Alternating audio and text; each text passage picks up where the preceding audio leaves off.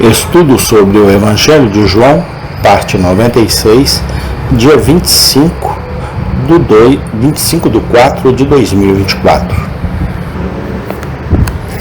João, capítulo 20, do versículo 24 ao versículo 31. Ora, Tomé, um dos 12, chamado Dídimo, não estava com eles quando veio Jesus. Disseram-lhe, pois, os outros discípulos: Vimos o Senhor. Mas ele disse-lhes: Se eu não vir o sinal dos cravos em suas mãos, e não puser o meu dedo no lugar dos cravos, e não puser a minha mão no seu lado, de maneira nenhuma o crerei. E 8 dias depois, estavam outra vez seus discípulos dentro, e com eles Tomé. Chegou Jesus, estando as portas fechadas, e apresentou-se no meio, e disse: Paz seja convosco. Depois disse ao Tomé: Põe aqui o teu dedo e vê as minhas mãos, e chega a tua mão e põe-na no meu lado, e não sejas incrédulo, mas crente. E Tomé respondeu e disse-lhe: Senhor meu e Deus meu. Disse-lhe Jesus: Por que me viste? Tomé, criste. Bem-aventurados que não viram e creram. Jesus, pois, operou também em presença de seus discípulos muitos outros sinais que não estão escritos neste livro. Estes, porém, foram escritos para que creais que Jesus é o Cristo, o Filho de Deus, e para que, crendo, tenhais vida em seu nome. João 20, 24 a 31. Agora, Jesus realizou muitos outros sinais milagrosos na presença de seus discípulos, que não estão registrados neste livro, mas estes são registrados para que você creia que Jesus é o Cristo, o Filho de Deus, e que, crendo, você tenha vida em seu nome. A história da incredulidade de Tomé, relatada nestes versículos, é uma narrativa peculiar ao Evangelho de João, por sábias e boas razões. É ignorado em silêncio por Mateus, Marcos e Lucas, e provavelmente não foi dado ao mundo até que Tomé estivesse morto. É precisamente uma daquelas passagens das Escrituras que fornecem fortes evidências internas da honestidade dos escritores inspirados. Se impostores e enganadores tivessem compilado a Bíblia para seu próprio proveito, nunca teriam dito à humanidade que um dos primeiros fundadores de uma nova religião se comportou como Tomé aqui. Devemos marcar, por um lado, nesses versículos, o quanto os cristãos podem perder por não frequentarem regularmente as assembleias do povo de Deus. Tomé estava ausente na primeira vez que Jesus apareceu aos discípulos após sua ressurreição e, consequentemente, Tomé perdeu uma bênção. É claro que não temos provas seguras de que a ausência do apóstolo não poderia admitir explicação. No entanto, em tal crise, na vida dos 11, parece altamente improvável que ele tivesse alguma boa razão para não estar com seus irmãos. E é muito mais provável que, de alguma forma, ele fosse o culpado. Uma coisa, de qualquer forma, é clara: por estar ausente, ele foi mantido em suspense e incredulidade uma semana inteira, enquanto todos ao seu redor se regozijavam com o pensamento de um Senhor ressuscitado. É difícil supor que esse teria sido o caso se não houvesse uma falha em algum lugar. É difícil evitar a suspeita de que Tomé estava ausente quando poderia estar presente.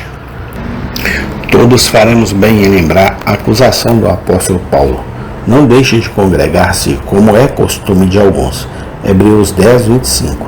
Nunca se ausentar da casa de Deus aos domingos sem uma boa razão. Nunca perder a ceia do Senhor quando administrada em nossa própria congregação. Nunca deixar nosso lugar vazio quando os meios da graça estão acabando em diante. Esta é uma maneira de ser um cristão em crescimento e próspero. O próprio sermão que perdemos desnecessariamente pode conter uma palavra preciosa na hora certa para nossas almas.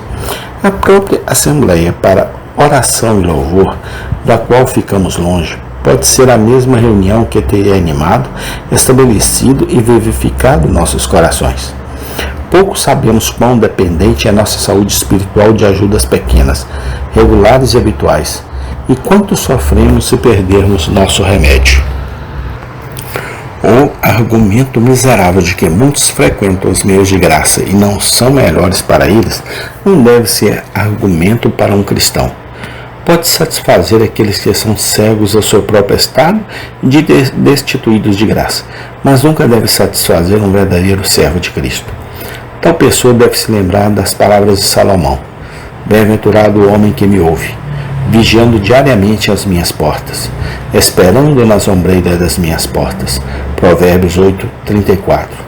Acima de tudo, ele deve amarrar em seu coração a promessa do Mestre: onde estiverem 2 ou 3 reunidos em meu nome, ali estou no meio deles. Mateus 18:20. Tal homem e mulher raramente será deixado como Tomé, isolado no frio da incredulidade, enquanto outros são aquecidos e satisfeitos. O argumento miserável de que muitos frequentam os meios de graça e não são melhores para eles não deve ser argumento para um cristão. Pode satisfazer aqueles que são cegos em seu próprio estado e destituídos de graça, mas nunca deve satisfazer um verdadeiro servo de Cristo. Devemos observar outra coisa neste versículo: quão bondoso e misericordioso Cristo é para com os crentes lentos e estúpidos. Em nenhum outro lugar, talvez em todos os 4 evangelhos, encontramos essa parte do caráter de nosso Senhor tão belamente ilustrada como na história diante de nossos olhos. É difícil imaginar algo mais cansativo e provocador do que a conduta de Tomé, quando mesmo o testemunho de 10 irmãos fiéis não teve efeito sobre ele e ele declarou obstinadamente: a não ser que eu veja com meus próprios olhos e toque com minhas próprias mãos, eu não vou acreditar. Mas é impossível imaginar algo mais paciente e compassivo do que o tratamento de nosso Senhor a esse discípulo fraco. Ele não o rejeita, nem o dispensa, nem o excomunga. Ele volta no final de uma semana e, aparentemente para o benefício especial de Tomé, ele lida com ele de acordo com sua fraqueza, como uma enfermeira gentil lidando com uma criança rebelde. Alcance aqui seu dedo e veja minhas mãos. Estenda aqui a sua mão e enfia no meu lado. Se nada além da evidência mais grosseira, mais material pudesse satisfazê-lo, até mesmo essa evidência foi fornecida. Certamente este era um amor que ultrapassa o conhecimento e uma paciência que ultrapassa o entendimento.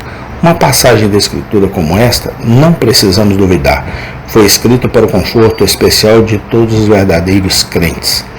O Espírito Santo sabia muito bem que os estúpidos, os lentos, os estúpidos e os céticos são, de longe, o tipo mais comum de discípulos neste mundo maligno. O Espírito Santo teve o cuidado de fornecer evidências abundantes de que Jesus é rico em paciência e compaixão e que ele suporta as enfermidades de todo o seu povo. Cuidemos para beber do Espírito de nosso Senhor e copiar seu exemplo. Nunca consideremos homens como ímpios, porque a sua fé é fraca e seu amor é frio. Lembremos-nos do caso de Tomé e sejamos muito compassivos e de eterna misericórdia. Nosso Senhor tem muitos filhos fracos em sua família, muitos alunos estúpidos em sua escola, muitos soldados crus em seu exército. Cito: muitas ovelhas coxos em seu rebanho. No entanto, ele suporta com todos eles e não rejeita nenhum. Feliz é aquele cristão que aprendeu a lidar da mesma forma com seus irmãos. Há muitos na igreja que, como Tomé, são estúpidos e lentos, mas por tudo isso, como Tomé, são crentes reais e verdadeiros. Devemos marcar por último nesse versículo como Cristo foi tratado por um discípulo como Deus sem proibição ou repreensão de sua parte. A nobre exclamação que brotou dos lábios de Tomé, quando convencido de que seu Senhor havia ressuscitado de fato, a nobre exclamação: meu Senhor e meu Deus, admite apenas um significado. Foi um testemunho distinto da divindade de nosso abençoado Senhor. Foi uma declaração clara e inconfundível que Tomé acreditava que ele, a que ele viu e tocou naquele dia, era não apenas homem, mas Deus. Acima de tudo, foi um testemunho que nosso Senhor recebeu e não proibiu. É uma declaração que ele não disse uma palavra para repreender. Quando Cornélio se prostrou aos pés de Pedro e o teria adorado, o apóstolo recusou imediatamente tal honra. Levante-se, eu também sou homem. Atos 10, 26. Quando o povo de Listra queria sacrificar Paulo e Barnabé, rasgaram suas vestes e correu entre as pessoas, dizendo: Senhores, por que vocês fazem essas coisas? Nós também somos homens de paixões semelhantes a vocês. Atos 14. Podemos duvidar que essas coisas foram escritas para nosso aprendizado? Vamos estabelecer firmemente em nossas mentes que a divindade de Cristo é uma das grandes verdades fundamentais do cristianismo e estejamos dispostos a ir para a fogueira em vez de deixá-la ir. A menos que nosso Senhor Jesus Cristo seja o verdadeiro Deus de verdadeiro Deus, há um fim para a sua mediação, sua expiação, sua defesa, seu sacerdócio, toda a sua obra de redenção. Essas gloriosas doutrinas são blasfêmias inúteis, a menos que Cristo seja divino. Para sempre, vamos bendizer a Deus que a divindade de nosso Senhor é ensinada em toda a parte nas Escrituras e permanece em evidência que nunca pode ser derrubada. Acima de tudo, depositemos diariamente nossas almas pecaminosas em Cristo com indubitável confiança, como alguém que é Deus perfeito e homem perfeito. Ele é homem e, portanto, pode ser tocado pelo sentimento de nossas enfermidades. Ele é Deus e, portanto, é capaz de salvar perfeitamente todos que por ele se achegam a Deus. Aquele cristão não tem motivos para temer, que pode olhar para Jesus pela fé e dizer com Tomé: meu Senhor e meu Deus. Com tal Salvador não precisamos ter medo de começar a vida da verdadeira religião e com tal Salvador podemos prosseguir com ousadia. Amém. Tem continuação. Louvado seja o meu Senhor, meu Deus, meu Rei e meu Salvador. Amém.